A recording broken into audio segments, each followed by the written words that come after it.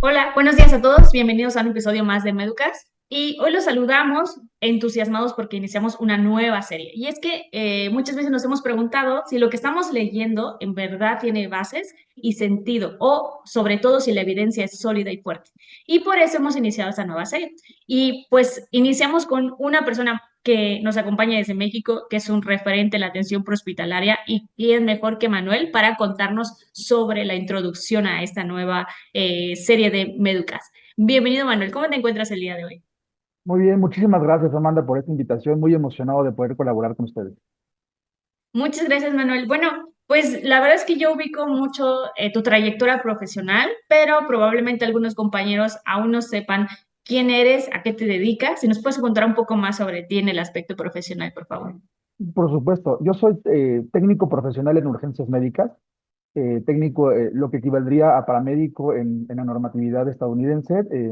Técnico profesional quiere decir que es una carrera técnica de 3 años. Me he dedicado a la docencia de la medicina prehospitalaria durante aproximadamente 20 años. Soy proveedor e instructor de diversos cursos LS. Me enfoqué muchísimo en los cursos de pacientes quemados, ya que durante casi 10 años trasladé niños quemados de la Fundación Mitchell a Galveston como paramédico de vuelo. Profesionalmente también tengo una licenciatura en Economía y una licenciatura en Derecho y una maestría en Economía aplicada con orientación en Ciencia de Datos.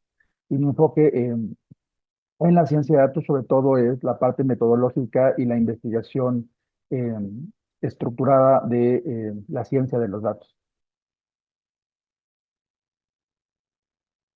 Muchas gracias, Manuel. Pues justamente este primer episodio vamos a iniciar con Manuel Muñoz y como habrán escuchado ahora, Manuel tiene mucha experiencia tanto en el aspecto prehospitalario y también obviamente es alguien que ha estado inmerso en la parte de investigación y comprende perfectamente los conceptos. Así que pues vamos a darle paso para que él comience con su conferencia y podamos ver la introducción a la lectura crítica de artículos científicos. Pues Manuel, yo te dejo el auditorio, es todo tuyo y cuando tú gustes puedes comentar.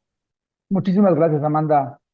Hola a todos, ¿cómo están? El día de hoy vamos a ver un tema introductorio a la lectura de artículos científicos. Este es un tema relevante, ya que nos va a dar una primera aproximación de lo que nosotros tendremos que desarrollar durante esta serie de charlas, que es la lectura crítica. Pero empecemos desde abajo. ¿Qué es un artículo científico? Un artículo científico es un documento académico que presenta los resultados de investigaciones originales realizadas por investigadores en un campo específico del conocimiento. El campo específico del conocimiento que a nosotros nos interesa en este momento es el campo del conocimiento médico. Esos artículos están escritos de acuerdo con normas y formatos establecidos por revistas científicas y contienen información detallada sobre el contexto del estudio, los métodos utilizados, los resultados obtenidos, el análisis de los datos y las conclusiones. Esto es muy importante. ¿Por qué? Porque toda la evidencia científica que se produce es una evidencia científica que está sometida a la revisión por pares. ¿Qué quiere decir esto? Cuando tú haces un manuscrito científico, cuando tú haces un documento científico, lo mandas a una editorial de una revista científica y ellos en editorial tienen un comité de revisión del artículo en donde te hacen recomendaciones, te hacen sugerencias, lo aceptan o rechazan el artículo si no cumple la calidad establecida. Todos estos artículos tienen una estructura. Esa estructura la van a analizar muy detalladamente en el segundo capítulo. Pero esta estructura debe de contener siempre, siempre, siempre una introducción, los métodos y materiales, así como los resultados y las conclusiones o la discusión de esos resultados. Esta estructura nos va a ayudar a homogenizar todos los artículos científicos independientemente del idioma en el que estén escritos, independientemente de la zona en la que se escribieron. Ahora bien, sabiendo que es un artículo científico, es muy importante para mí remarcar que la lectura y la evidencia científica de alta calidad es una parte fundamental dentro de la práctica basada en evidencia. La medicina basada en evidencia es el conjunto, es la intersección más bien de tres conjuntos, que es la evidencia científica de alta calidad, la pericia clínica y experiencia del proveedor de la salud y los valores y preferencias de los pacientes. Esto es lo que Sackett denominó como medicina basada en evidencia. Nosotros nos vamos a enfocar muchísimo en dónde investigar y cómo leer esa evidencia científica de alta calidad para poder dar una atención basada en evidencia a nuestros pacientes. Ahora bien, hay una mnemotecnia y hay una metodología para poder hacer medicina basada en evidencia. Hacer medicina basada en evidencia requiere 5 pasos que son las 5 As. Primero, ask, que es preguntar, formular una pregunta que tiene un contexto específico dentro del ámbito clínico. Acquire, que es buscar y seleccionar la información adecuada. Appraise, que es valorar críticamente esa información. Apply, que es aplicar el contexto clínico sanitario. Y assess, que es evaluar los resultados. Nosotros, para fines prácticos de esta charla, vamos a valorar los primeros 3 pasos: preguntar, buscar y valorar críticamente esa información científica. Será motivo de algunos otros cursos, la parte de aplicación y sobre todo la de la evaluación de resultados en medicina basada en evidencia. En un principio, a nosotros hacernos una pregunta, cuando nosotros nos estamos haciendo una pregunta, tendemos a hacer preguntas a veces muy ambiguas o tendemos a hacer preguntas que podrían estar tal vez un poco descontextualizadas. En ese sentido, se ha propuesto una metodología universalmente aceptada para la formulación de preguntas clínicas que puedan estar contenidas en una sola frase, pero que esa sola frase contenga todos los elementos importantes que deben de llevar para la adecuada búsqueda posterior de la información que nosotros requiramos. En ese sentido, hay una mnemotecnia que se llama PICO. Este acrónimo de PICO significa que nuestra pregunta de investigación tiene que tener 4 elementos. Estos 4 elementos son: ¿qué tipo de paciente estoy interesado en investigar? ¿Qué intervención estoy interesado en investigar? ¿Con qué voy a comparar esa intervención? ¿Y cuál es el resultado, el outcome? ¿Cuál es el resultado que yo estoy esperando encontrar en esa investigación? La pregunta se debería poder redactar en una sola frase bien estructurada. Un ejemplo es: en pacientes con traumatismo abdominal, ya tenemos ahí el universo de pacientes a los cuales yo voy a analizar. Eso es mi primer check, mi primer punto. ¿Qué eficacia diagnóstica? Esa es mi intervención. La eficacia diagnóstica tiene la ecografía portátil con respecto a la tomografía computarizada. Esa es mi comparación, ¿vale? La ultrasonografía portátil respecto a la tomografía computarizada en cuanto al aumento de la detección de líquido libre abdominal. Mi resultado es la detección de líquido libre abdominal. Hacer la pregunta adecuada no siempre es fácil y suele necesitarse cierto entrenamiento. Esta comunicación se plantean preguntas concretas para cada escenario clínico.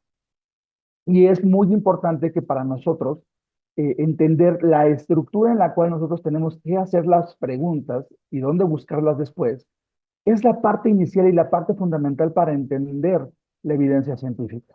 Mientras más específicos seamos nosotros en los tipos de pacientes, las intervenciones, las comparaciones y los resultados, mucho mayor éxito vamos a tener en identificar artículos que nos puedan servir para poder integrar a la práctica clínica.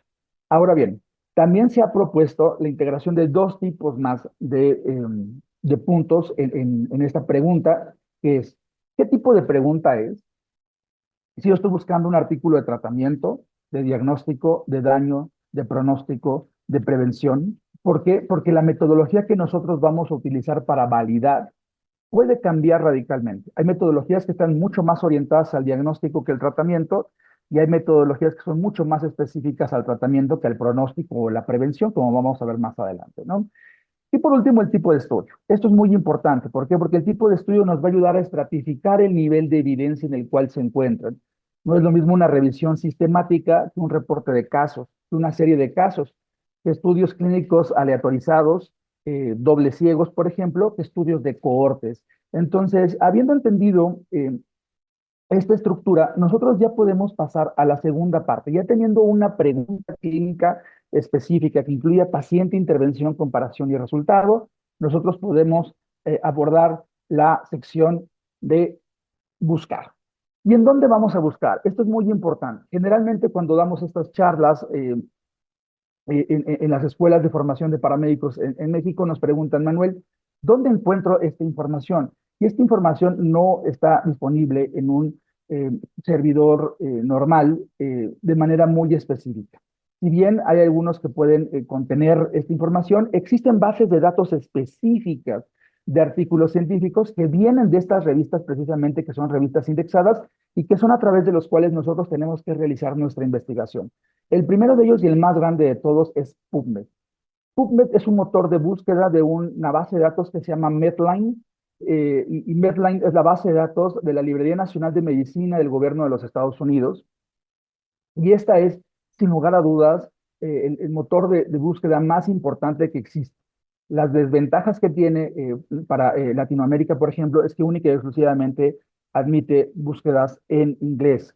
Sin embargo, este es muy probablemente el motor de búsqueda más confiable que nos podemos encontrar. Hay más de 130 millones de artículos científicos en, en, esta, en este motor de búsqueda, en esta base de datos de Medline, y nosotros podemos utilizar operadores booleanos, por ejemplo, para poder ir clasificando, ir seleccionando adecuadamente e ir eh, difiriendo un poco acerca de las cosas que queremos incluir y las cosas que no queremos incluir en nuestra búsqueda.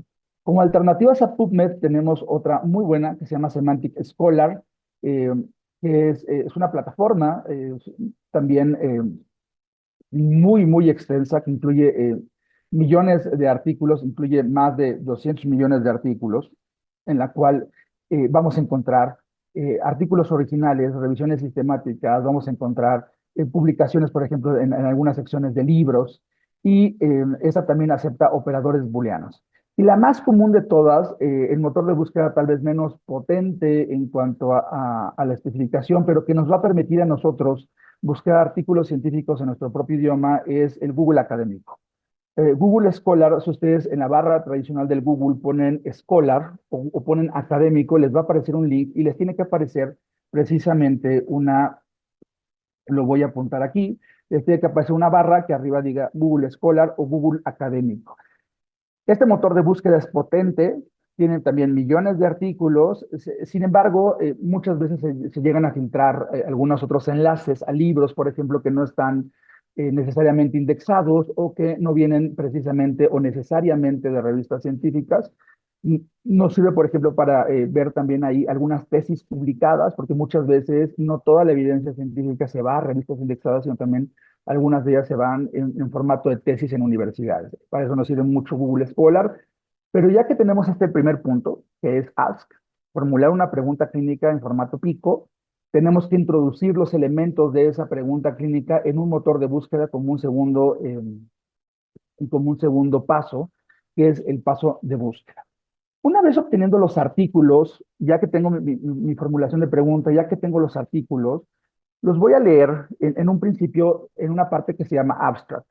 El abstract o resumen es un, como dice la propia palabra, es un resumen del artículo completo y ahí me puedo dar cuenta de qué tipo de artículo a qué tipo de artículo me estoy encontrando, ¿no? A qué tipo de artículo es el que tengo yo ante mis ojos y lo puedo estratificar. Tradicionalmente existe esta pirámide, que es una pirámide de la jerarquización de la evidencia médica, en la que tenemos en la base de la pirámide artículos que son editoriales o que son opiniones de experto, que como bien lo marca la pirámide, es el nivel más bajo de evidencia que existe, sin embargo es el que mayor concentración tiene en cuanto a volumen. La inmensa mayoría de artículos pues, van a ser editoriales o pueden llegar a ser opiniones de expertos. Y después empezamos a tener artículos que tienen una metodología mucho más robusta que las editoriales o las opiniones de expertos, que son estudios observacionales. Y dentro de los estudios observacionales tenemos a los estudios transversales, tenemos, por ejemplo, reportes de casos, series de casos, en cuanto a los estudios observacionales de tipo descriptivos, y después ya pasamos con estudios observacionales, pues más bien analíticos, más que descriptivos, como los estudios de casos y controles, en los que vamos a revisar poblaciones de manera retrospectiva, o estudios de cohortes, que son estudios bastante caros de realizar, pero en el cual se realizan observaciones de pacientes de manera prospectiva, o sea, hacia el futuro, con seguimientos que pueden llegar a durar 30, 40, 50 años. Estos estudios son muy importantes porque son observacionales y a pesar de ser observacionales son estudios muy robustos, que son muy caros, que requieren mucha metodología y seguimiento a los pacientes, pero nos ayudan un poco a establecer causalidad. Eh, por último, en la punta de la pirámide tenemos el gold standard de los artículos científicos, que es el ensayo clínico controlado y aleatorizado. Hay ensayos clínicos que no son aleatorizados y que no son controlados o que no son cegados. Y eso también va a modificar de cierta manera y en cierto grado el nivel de evidencia que van a tener estos. Y por último tenemos las revisiones sistemáticas y el metaanálisis en la punta de la pirámide. Sin embargo, aquí hay una precisión que queremos hacer y es que los informes sistemáticos, las revisiones sistemáticas pueden presentarse en cualquier nivel de evidencia y va a depender de qué están hechos sus artículos primarios. A manera de resumen, un informe sistemático o una revisión sistemática es un artículo que a, aglutina muchos artículos científicos sobre un tema en específico. Yo quiero hacer, por ejemplo, una revisión sistemática acerca de intubación en el medio prehospitalario. Yo busco los artículos científicos que hablan acerca de intubación en el ámbito prehospitalario. Una vez que haya obtenido esos artículos científicos, propongo un criterio de selección, de inclusión y de exclusión de los artículos que yo voy a utilizar. Tiene que estar bien descrita esa metodología y después voy a resumir eh, qué es lo que dice el grueso de la evidencia al respecto de la que yo haya encontrado con un tema en específico. Y el metaanálisis hace lo mismo, sin embargo el metaanálisis va un punto más arriba porque hace un análisis estadístico de esos estudios y nos dice si una intervención, un tratamiento o un diagnóstico mejora, empeora o no tiene ningún tipo de relevancia sobre determinado pronóstico o determinado resultado que nosotros estemos investigando. Ahora bien, ya que sabemos esta jerarquización, existen muchas metodologías para jerarquizar evidencia científica. Por lo menos existe una decena de ellas. Algunas de ellas sirven para casi todos los tipos de artículos, por ejemplo, SACET o la metodología del Centro de Medicina Basada en Evidencia de la Universidad de Oxford, como podemos observar aquí, sirve para evaluar tratamiento, prevención, etiología, daño, pronóstico, diagnóstico e incluso estudios económicos.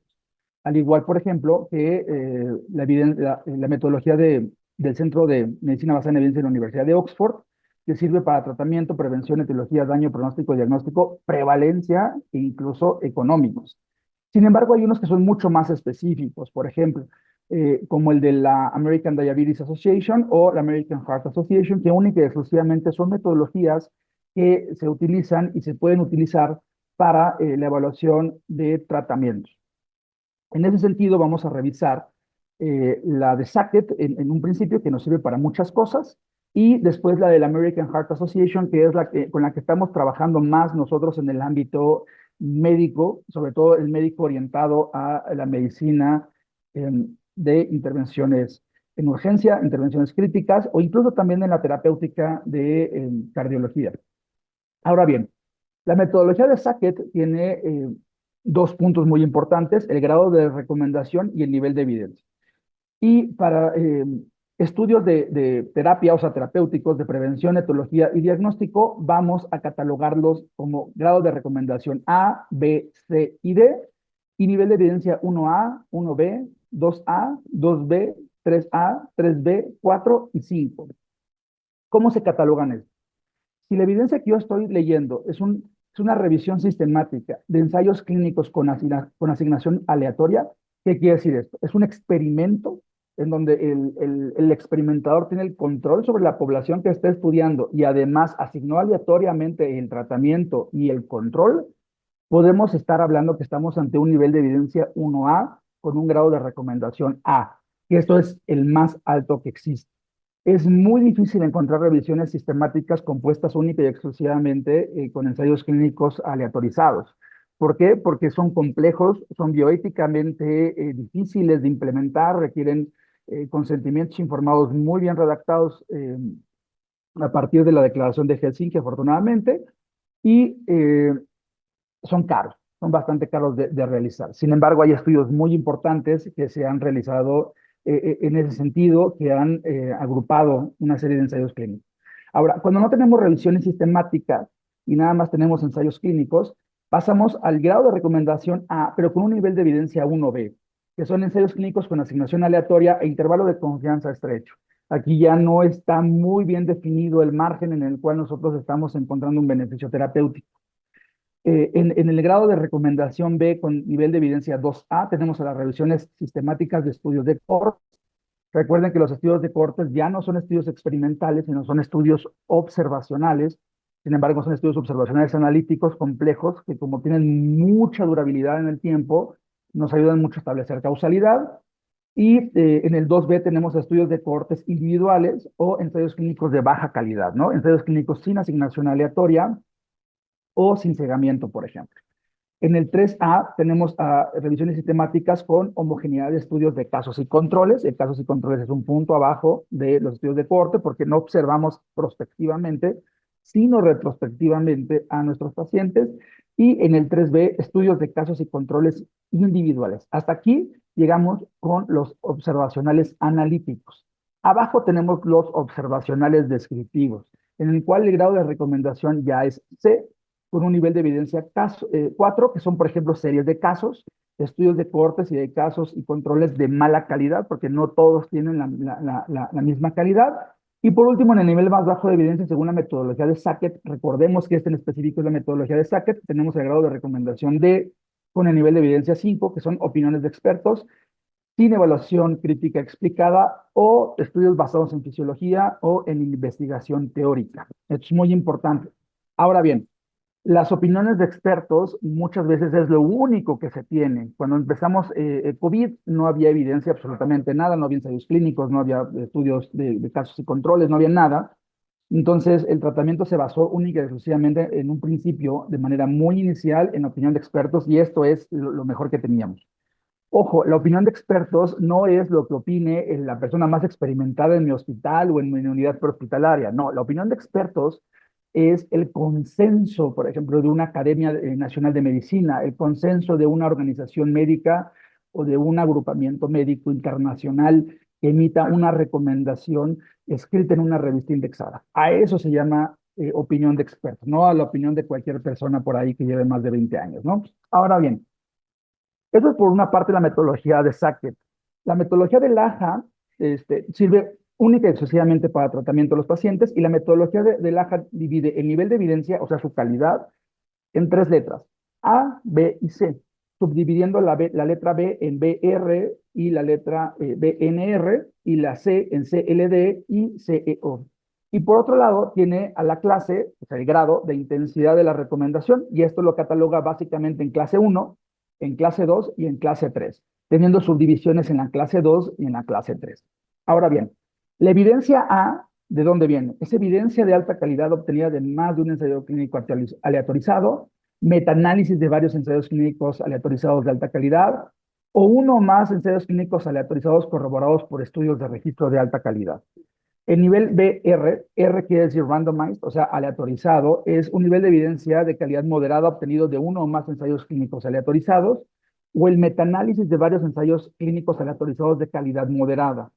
Por su parte, el nivel BNR, o sea, el non-randomized o no aleatorizado, es evidencia de calidad moderada obtenida de uno o más estudios no aleatorizados, estudios de observación o estudios de registro bien diseñados y ejecutados. Por ejemplo, aquí podríamos encontrar los estudios de cohortes o los estudios de casos y controles, por ejemplo, bien hechos, y los metaanálisis o las revisiones sistemáticas de dichos estudios. Y por último tenemos en los niveles C.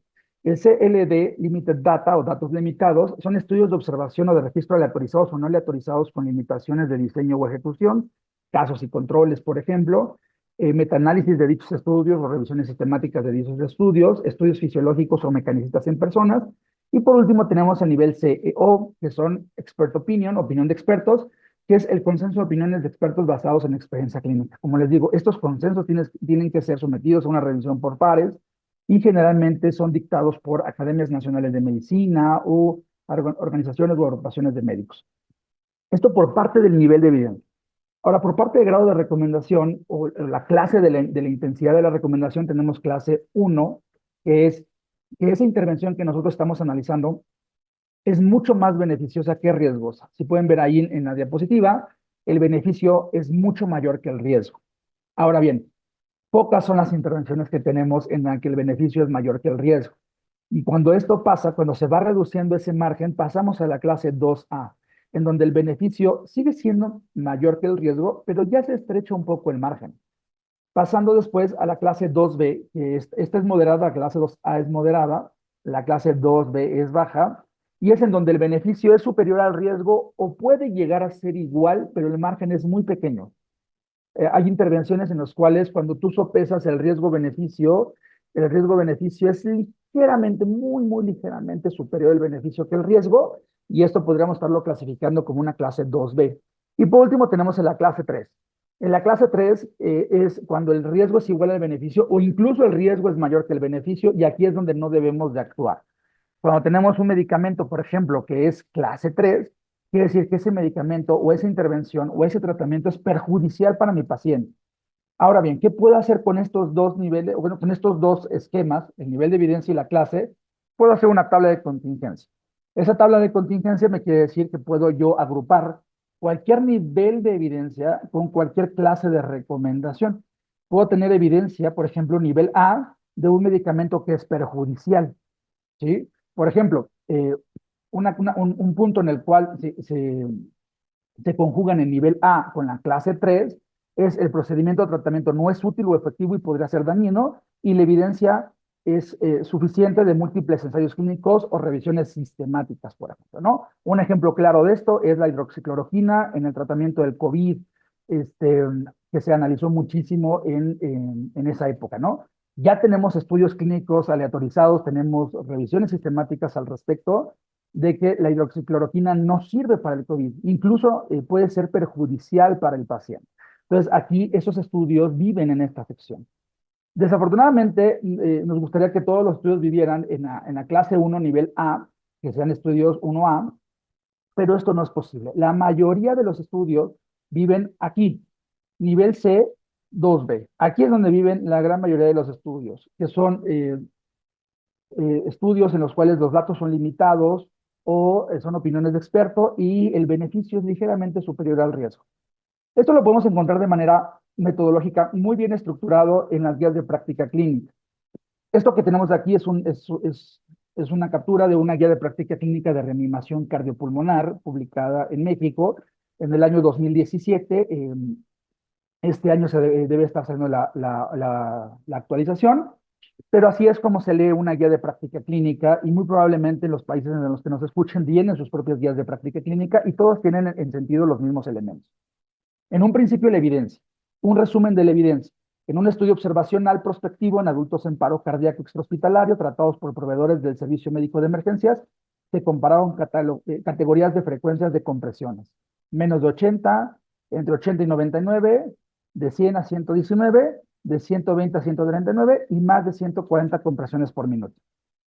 Eh, Tanto con ajuste o sin ajuste para la edad, sexo, presenciado o no presenciado, profundidad, fracción de compresión, lugar de paro, reanimación por testigo, la información de la frecuencia de compresiones estuvo disponible para 10.371 pacientes.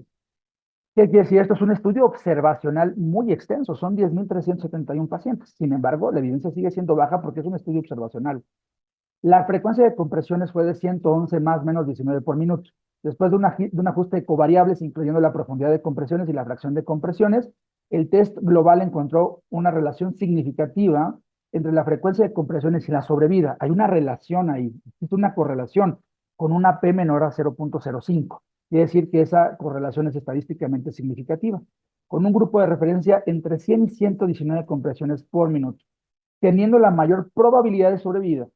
Se decidió tomar la referencia de 100 a 119 debido a que en estudios previos fue la frecuencia que demostró mejor éxito en el retorno a la circulación espontánea. ¿Qué nivel de evidencia tiene esto? Nivel de evidencia CLD. O sea, datos limitados, es un estudio observacional, a pesar de que es muy extenso en el número de pacientes, sigue siendo un estudio nada más observacional. ¿Con qué metodología lo estoy analizando? Con la metodología de la AJA, y quién lo publicó, Kliman, en el 2015. Ahora, con esta evidencia yo emito una recomendación. ¿Qué nivel de recomendación? Primero, ¿qué recomendación voy a emitir? Se recomienda realizar compresiones a una frecuencia de 100 a 120 por minuto en pacientes sin pulso durante la reanimación cardiopulmonar. ¿Qué tipo de clase de evidencia es clase 1? Que quiere decir que el beneficio es superior al riesgo por mucho, ¿sí? ¿Y con qué metodología estamos clasificando? Con la metodología de la AJA. ¿Quién lo propone también? Kliman. Entonces, ¿en dónde vive este artículo? Este artículo vive en este recuadro de aquí, que es nivel de evidencia C con clase de recomendación 1, que es el procedimiento de tratamiento es útil o efectivo, y viene de solo opiniones de expertos, estudios de casos o de cuidados estándar o estudios de casos limitados. Ahora bien, habiendo entendido cómo se formula y cómo se agrega y cómo se lee la información científica y cómo se estratifica la categoría de los artículos, les presento la nueva pirámide de la evidencia científica. Si bien en un principio vimos la pirámide tradicional, y esta es la pirámide 5.0. Ya que tenemos experiencia en la lectura de artículos científicos, ya que sabemos estratificarlos, ya que sabemos jerarquizar cuáles son más importantes, podemos nosotros sistemáticamente incluirlos en esta nueva pirámide para saber qué tan pronto los vamos a integrar a nuestra práctica clínica.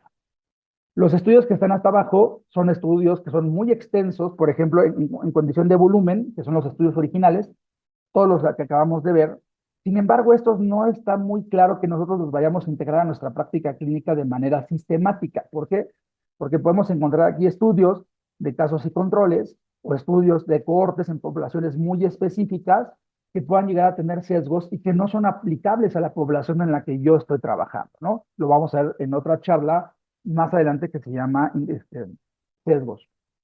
Ahora bien, la segunda parte de la pirámide son las revisiones sistemáticas. En ese sentido, por ejemplo, la librería Cochrane hace una integración de revisiones sistemáticas muy importante. Es una de las librerías más importantes a nivel mundial, tiene una librería en español acerca de revisiones sistemáticas y se dedica a hacer precisamente estos resúmenes. Recordemos que la revisión sistemática es un resumen de estudios originales sobre un tema en específico. Y al tener una revisión sistemática, tenemos la punta de la pirámide de la antigua clasificación que nosotros habíamos visto en un principio y que es la más básica. Aquí ya no, ya es parte de una base intermedia de la pirámide y la fuente en la cual nosotros vamos a encontrar mayores revisiones sistemáticas va a ser la librería Cochrane. Después de ahí tenemos las guías de práctica clínica. Esto es muy importante porque en aspectos jurídicos, en muchos países, incluido México, por ejemplo, las guías de práctica clínica son referentes ante los términos de casos médicos legales. Y un punto más arriba de las guías de práctica clínica son los sumarios. ¿Qué son los sumarios?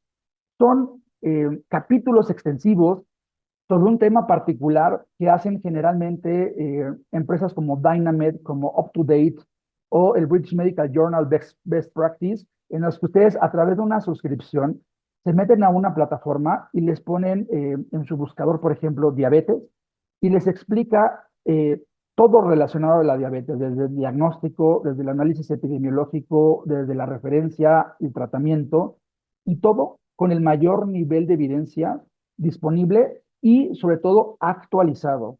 Estas librerías, estos sumarios son extremadamente importantes, son, digamos que, la punta de lanza para poder nosotros integrar a nuestra práctica clínica estas recomendaciones porque están actualizadas y no solamente incluye una revisión sistemática, sino incluye la revisión por expertos dentro de estas plataformas que le dan una interpretación a esos estudios y ayudan a mitigar sesgos.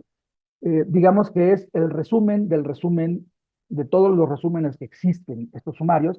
Y por último, en la punta de la pirámide tenemos a los sistemas, que es algo en la cual se ha avanzado mucho tecnológicamente hablando. Sin embargo, eh, todavía estamos lejos de alcanzar algo así, en el cual eh, toda la información clínica que nosotros vertamos en un expediente clínico es analizada a través de mecanismos de aprendizaje de máquina e inteligencia artificial para buscar la mejor evidencia científica disponible dentro de los sumarios y poder ofertar un tratamiento o poder establecer un diagnóstico.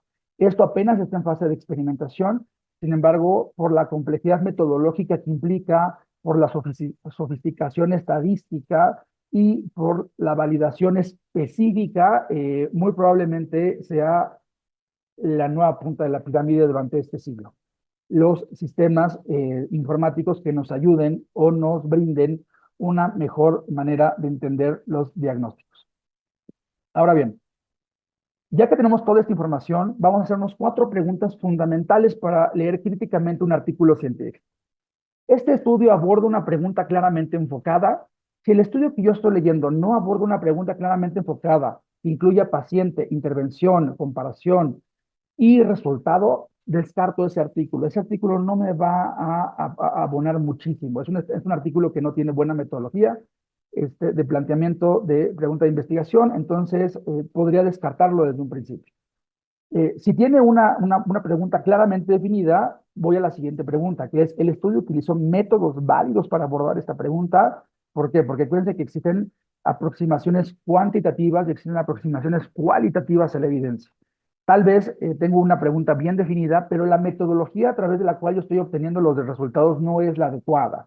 Si no es la adecuada, yo debería descartar este artículo para incluirlo dentro de mi práctica clínica o de la revisión de artículos que yo voy a leer para la práctica clínica. Ahora, si es válida esa metodología, voy a la siguiente pregunta. ¿Son importantes los resultados válidos de este estudio? Quiere decir que esa diferencia que existe en el tratamiento, ese cambio en la tasa de riesgo, por ejemplo, o en la tasa de momios, es lo suficientemente importante, tiene una magnitud lo suficientemente relevante, o me está diciendo, por ejemplo, que un tratamiento incrementa en 0.05% la probabilidad de desarrollar alguna complicación. Realmente esa diferencia, aunque sea estadísticamente significativa, realmente implica que tenga una repercusión clínica importante en mi paciente, tengo que analizar muy a detalle eso. Y por último, si es que sí la tiene, analizar siempre el contexto. Estos resultados válidos e importantes son aplicables a mi paciente o población. Aquí siempre hago referencia, por ejemplo, de un estudio que se hizo en Estados Unidos, un estudio con una metodología muy compleja, cuasi experimental, que se llama variables instrumentales, bastante sofisticada estadísticamente hablando, acerca del soporte vital básico versus el soporte vital avanzado a nivel prehospitalario, y en ellos se explicaba que le iba mejor a los pacientes en soporte vital básico que en soporte vital avanzado en la sobrevida a 30, 60 y 90 días, ¿no? Sin embargo, este estudio única y exclusivamente se hizo en pacientes de Medicare en municipios no rurales en Estados Unidos. ¿Esto es transpolable a la población, por ejemplo, pediátrica en un país latinoamericano o no es transpolable? La verdad es que no es transpolable. Entonces, siempre que leamos artículos científicos, tenemos que contextualizar la aplicabilidad en los pacientes y en la población que nosotros tenemos. Por último, y para despedirme, les voy a recomendar dos sitios en los cuales pueden ahondar muchísimo en estos temas, que es el Centro de Medicina Basada en Evidencia de la Universidad de Oxford y el Programa de Habilidades de Lectura Crítica en Español, CAST, en donde existen herramientas que ustedes pueden descargar que son gratuitas para poder analizar pregunta por pregunta, dependiendo del tipo de artículo científico que ustedes estén leyendo, si es un ensayo clínico, si es un estudio de diagnóstico y demás, hace un checklist de preguntas en las que ustedes pueden entender mejor y de una manera mucho más práctica si ese artículo les va a servir realmente en su práctica cotidiana o no. Mismas herramientas los encuentran en el link de arriba, sin embargo, en el link de arriba únicamente se encuentran en inglés. Aquí les dejo un poco de bibliografía, de dónde salió toda esta información, y no me queda más que agradecerles muchísimo el día de hoy su atención y quedo atento y disponible para ustedes cualquier duda que llegaran a tener. Hasta luego. Muchas gracias, amigo, por esta exposición y creo que definitivamente pues, nos van a ver compañeros que o ya hagan investigación o tengan nociones al respecto de cómo leer un artículo científico. Y también nos van a ver personas que como yo pues no dominamos el concepto porque uno, no somos investigadores y dos, pues no tenemos la experiencia que tú tienes junto con los otros compañeros que nos van a estar compartiendo sus conocimientos. Dicho eso, pues estuve muy atenta. La verdad es que me gustó mucho que abordaras el aspecto de dónde buscar las fuentes, porque creo que ahora en día existe muchas fuentes de información. Se ha vuelto, la tecnología nos ha apoyado a acceder a información, pero en muchas ocasiones no sabemos si lo que se nos está llegando, nos están compartiendo es sólido, es válido, ¿no? Y también otro aspecto es que las redes sociales hacen que compartamos cosas que luego no tiene suficiente evidencia y pues como lo subió alguien que probablemente pueda ser un referente o una persona reconocida en el medio, de repente lo tomamos muy como si fuera la verdad absoluta y no revisamos o no tenemos el pensamiento crítico de analizar si la información es del todo correcta. O no leemos el post y de repente el post dice, esto no lo haga y no leímos esto no lo haga y nos tomamos solo el artículo. Yo te agradezco mucho. Este es uno de los primeros episodios, este es el primer episodio de los 10 que vamos a tener. y seguramente vamos a estar complementando la información conforme avancemos para que pues todo se entrelace. Así que en esta primera introducción, como se habrán dado cuenta, es desde cómo buscar la información, entender con base en el análisis qué es lo que tiene más evidencia y no solo guiarnos por la información que estamos recibiendo de diversas fuentes. Así que, pues a nombre de Meducast, te agradecemos muchísimo y pues nos vemos en un siguiente episodio. Muchas gracias, querida Amanda. Nos vemos en un siguiente episodio.